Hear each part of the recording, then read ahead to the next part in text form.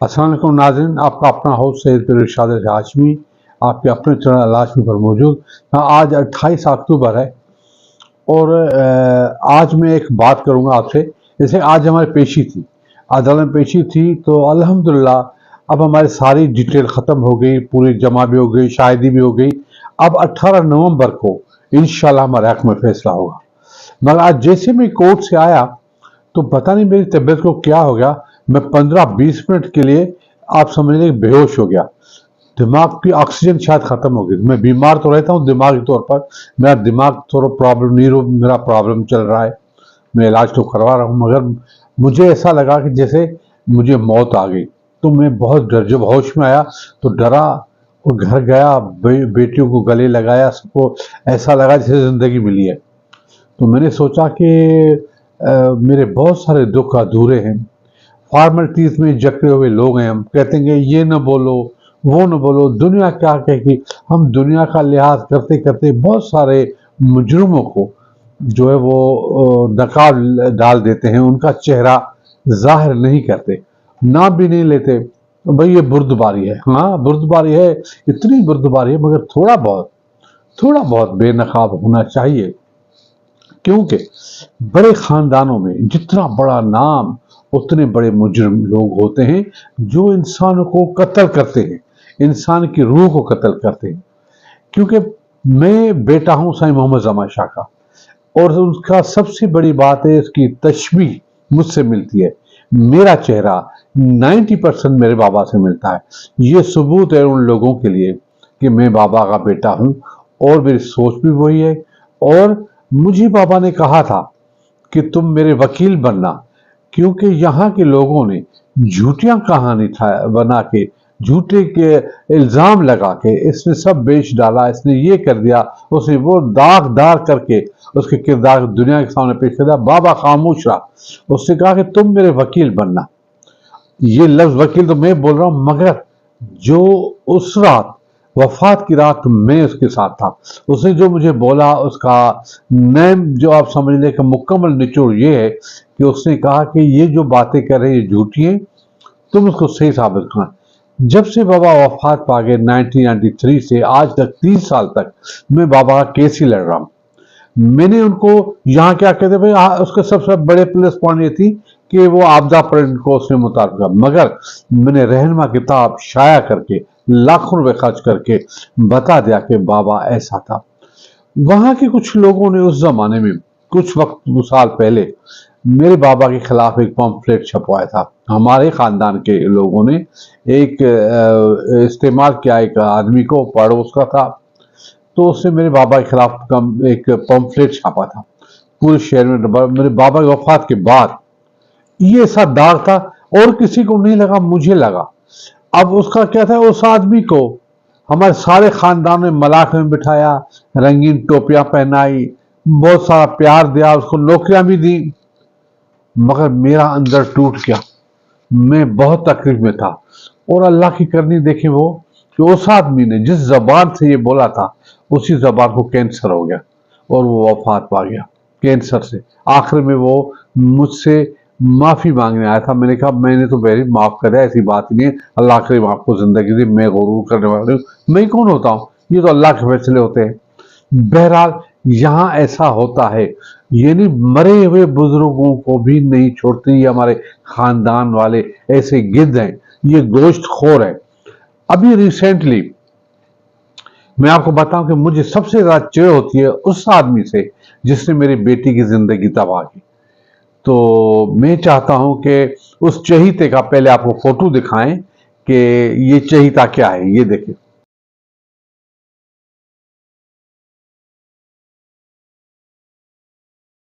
जी हाँ, ये चहीता है साईं अलहर शाह का बेटा, जो शादी करके अपनी जिंदगी आबाद कर दी, मेरी बेटी की जिंदगी तबाह कर दी, उसकी जिंदगी को खराब कर दिया। मगर मैं कुछ नहीं कहता, महफिल में अक्सर आना जाना होता है, मगर बहुत सारे लोग जानबूझकर उसको गले लगाते हैं, उसकी तारीफें करते हैं, उसको बीच में बिठाते हैं, उसको बोसा देते हैं, उसको प्यार, इसलिए कि मुझे तकलीफ हो। हालांकि मैं दुश्मन नहीं रखता, मैं मुनाफिक नहीं करता। हाँ, मगर जो मेरी बेटी का कातिल हो, जो मेरी बेटी की खुशियों का दुश्मन हो, उसे देखने में तकलीफ तो होती है। तो मुझे बहुत तकलीफ होती है। तो क्योंकि उसने और तो और मेरी बेटी को अदालत में बुलाया। ये नहीं, मेरी जिंदगी हमारे खानदान की पहली लड़की जो अदालत गई, मेरी नवासी को अदालत में बुलाया। और उसको जो अदालत में वहां जो फोटो खींच, तो मैंने मना कर फोटो नहीं निकाला। तो उस जमाने में सोशल मीडिया पे फोटो भी चली कि मेरी बेटी, मेरे नवासी कोर्ट में हम आए, इस शख्स ने हमारे पता नहीं कितनी पेशियां कराई। साईं अलाहिर शाह ने अपनी भतीजी को, अपने खानदान की बेटी को कोर्ट में घसीटा। क्यों? हमारा क्या कसूर था? छोड़ भी उन्होंने दिया और कोर्ट में भी घसीटा। तो आइए आपको कोर्ट के फोटो पहली मरतबा मैं शेयर कर रहा हूं। हालांकि सब लोग नाराज होंगे, मगर मुझे उनकी परवाह नहीं। मैं सच एक दिखाना चाहता हूं। तो ये फोटो सॉन्ग के साथ देखें, ये देखें, क्योंकि मैं ऐसे लोगों को हैवान समझता हूं। ये इंसान नहीं, हैवान है, जो बेटियों को भी नहीं बख्श करते, और अल्लाह इनको हिसाब देगा जरूर। ये देखें। बेहिस हो तुम, बेदिल हो, मेरे बचपन के कातिल हो। ये कहने वाले सच्चे, हैवान भी तुमसे अच्छे। ये याद रखो, है याद मुझे, मैं चेहरे भूल न पाऊंगा। जी जनाब, देखा आपने। तो पहले मैं ये आपको बताऊं कि मैं सैयद मोहम्मद जमां शाह का बेटा हूं, और उसने मुझे बहुत सिखाया। तो बाबा ने जो सेल्फ जो इज्जत थी हमें बताई गई तरफ। तो मैं अपनी जो जहाँ शादी में जाता हूँ, तो घोड़ जिसको बोलते हैं, गिफ्ट जिसको बोलते हैं, पैसे जिसको बोलते हैं, मैं खुद लिखाता हूँ। मेरे पास नौका तो नहीं, वो इस पर चढ़ा कर लिखा है। मैं जो लोग लिखाते हैं उससे ज्यादा लिखाता हूँ, मेरी जितनी हैसियत है उससे ज्यादा लिखाता हूँ। तो आइए पहले फोटो आपको दिखा मैं कैसे घोड़ लिखाता हूँ, ये देखें।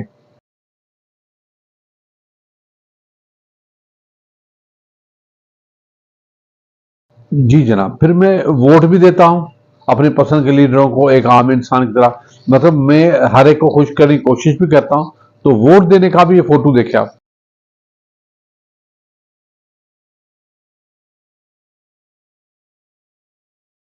जी जनाब, फिर मैं क्या अब आपको बताऊं, कहां से शुरू करूं, मुझे खुद पता नहीं।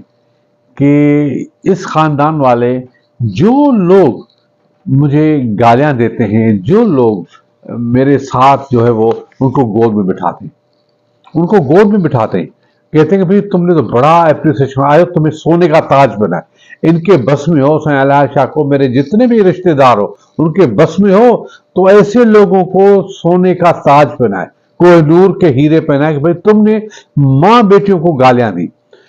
साईं अलाहिर शाह को तो शर्म करनी चाहिए, जो अपनी बेटियों को, अपने खानदान की बच्चियों को गालियां खिलवा के ऐसे लोगों को पालतू बना के खाना खिलाता है।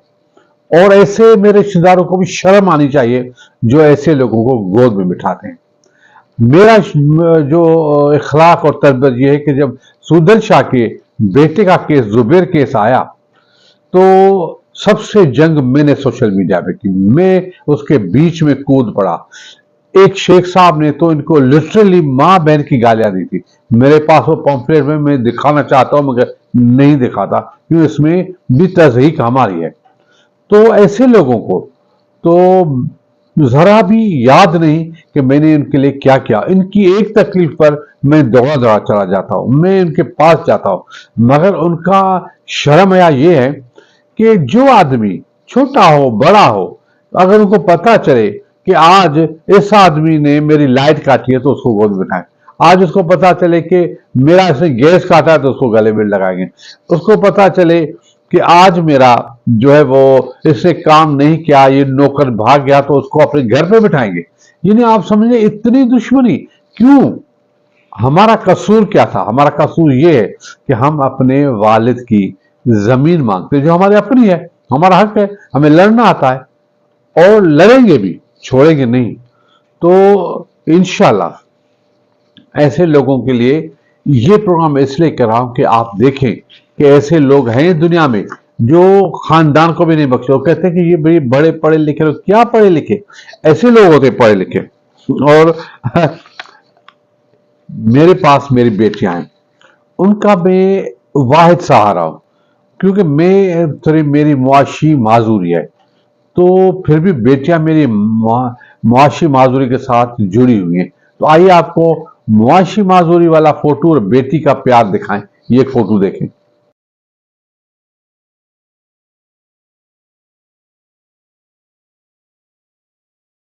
जी जनाब। उसके बाद मेरी नवासी सीएसएस कर रही है। उसकी एक एक लम्हे को मैं प्यार से देखता हूं।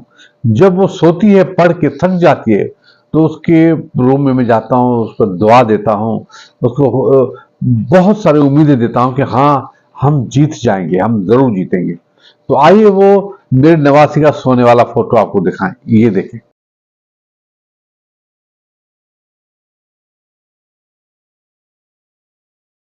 जी जनाब, देखा आपने। तो बात यह है कि हम कभी भी पीछे नहीं हटेंगे, क्योंकि जब ये कोर्ट केस हम जीतेंगे तो ये जीत मेरी नहीं, मेरे वालिद की जीत है।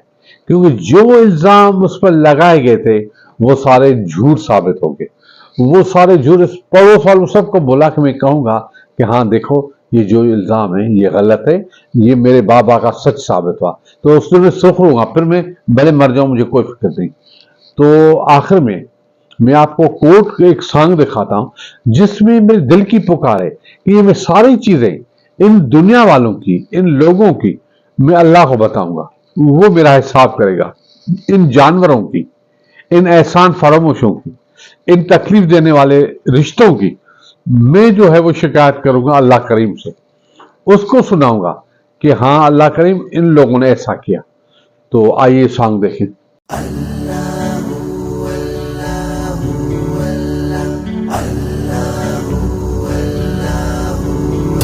ये खून मेरा क्यों तुमने किया, ये खून मेरा क्यों तुमने किया, ना मुझको खबर ना तुमको पता। शिकवा न लबों पर लाया था, शिकवा न लबों पर लाऊंगा, मैं खुदा को बताऊंगा, मैं खुदा को बताऊंगा।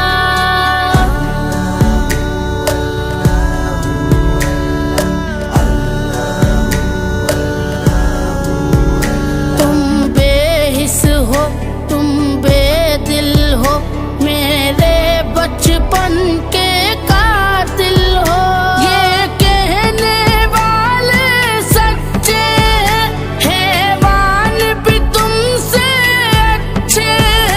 ये याद रखो है याद मुझे, मैं चेहरे भूल न पाऊंगा, मैं खुदा को बताऊंगा, मैं खुदा को बताऊंगा।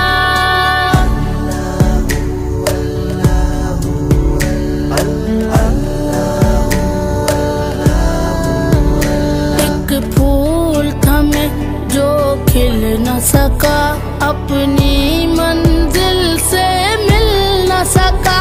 पैरों से कुचल डाला तुमने, एक पल में मसल डाला तुमने।